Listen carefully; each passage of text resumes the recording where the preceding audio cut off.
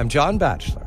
This is the John Batchelor Show. The Arab Spring of 2010-2011, the rise for the first time in 80 years of the Muslim Brothers, the Ikhwan, taking control of the governance of Egypt until the counterblow by the military in the middle of 2013. And now the Muslim Brothers, most notably the president, Mr. Morsi, who says that he remains president, on trial in Cairo. Many arrests, many deaths, lots of reports of turmoil in Egypt. But where are the Muslim Brothers? Are they all in Egypt? They have scattered. To where? Olivier Guitta, who is a head of research fellow, a director of research at the Henry Jackson Society, which is a London-based think tank, publishing a piece with his colleague, Oren Kessler, a research fellow at the Henry Jackson Society, in the International Business Times, have at the beginning of an answer of the Muslim Brothers. They are living very well, thank you very much, and they've chosen a world capital, London.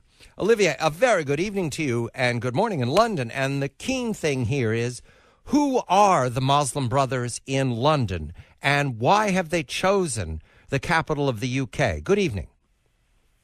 Good evening. John, it's a very good question, and it's not by chance that London was dubbed by the French Secret Service in the 90s Londonistan, because of the fact that already at that time, a lot of the shady characters behind the Muslim Brotherhood were living the high life in London, and that even with other security services asking the Brits to arrest them, proving some of them had links to terror attacks in Paris, the Brits didn't do anything.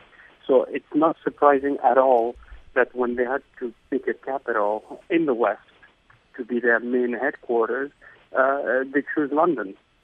London is accommodating to all manner from the former British Empire. Once upon a time, the sun never sets. I note in your piece that they've decentralized somewhat because they're going into television. They're going to become media stars. They've got their own TV channel in Istanbul. Do they have a version or studio of that TV channel in London? No, but what they basically have put in place is you have to remember that the European wing of the Muslim Brotherhood has been very active. What is very troublesome is that they've been joined now with the top brass of the Muslim Brotherhood in Egypt that fled Egypt after Morsi was taken out of power in July. So that's what's really troublesome. It's like if the headquarters of a company is moved to another place and the subsidiary is just taking orders from them. So their whole strategy is now going to be dictated by people that are in London. In London. So the TV channel in Istanbul takes its orders from London. What about Dubai? That's an outpost. Who's there? And does Dubai take its orders from London? Actually, it's Qatar rather than Dubai. Dubai is really one of the places where the Muslim Brotherhood is not at all welcome. The Emirates are very much against the Muslim Brotherhood, but Qatar has been obviously through Al Jazeera and other outlets been funding the Muslim Brotherhood. To give you an idea, most of the Muslim brothers that were leaving Egypt are now being paid by the government of Qatar to live the high life in 5-star hotels. And the third helper is Turkey. So Turkey and Qatar are the usual suspects.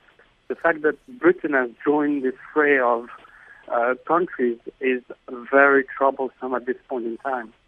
What can you tell us about their relationship to the UK government? Is it formal? Do they communicate? For example, I think of the Second World War. The UK was welcoming to governments in exile, Poland, France, other countries that had been overrun by the Hitlerites. Are the Muslim Brothers in a position to enjoy that kind of welcome in London from the Cameron people?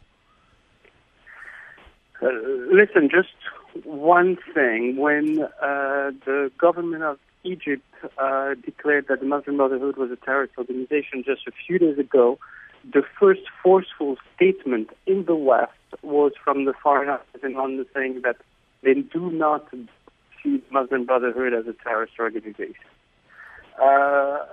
Listen, they've been really playing their cards the right way, going back to the 1970s, where a lot of money, especially from the Gulf and Saudi Arabia, came into London and made London one of the biggest financial capitals in the world. And that whole, if you will, kind of agreement of we're getting your money and then you can be left alone here, lasted until July 7, 2005. And if you notice, most other countries in Europe were affected by Islamist terrorism, but not the UK. And this is part of the fact that most of the bad guys in the world were living the high life in London.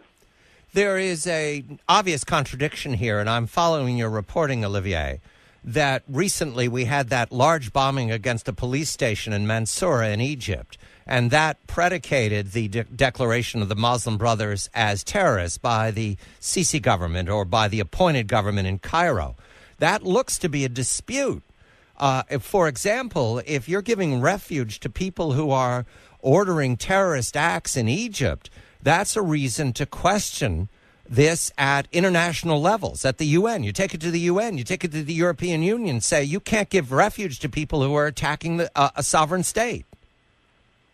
Right. But listen, they're playing the cards. The Muslim Brotherhood is very good at PR and playing the card of being the victim and that they have no hands in any of the terrorist acts in Egypt. Westerners want to be naive enough to believe them. But at this point, I would put to you a couple of examples. Mohammed Gergouzi was one of the main leaders of the Moroccan Muslim Brotherhood that is wanted by Morocco and Spain for the attacks on Madrid in 2004, walks the streets of London free while every single nation, especially in the Mediterranean, are asking for him to be arrested and sent back to either Morocco or Spain for facing trial. So I see your point. Unfortunately, in practical terms, Britain and other European countries are not taking hold of this.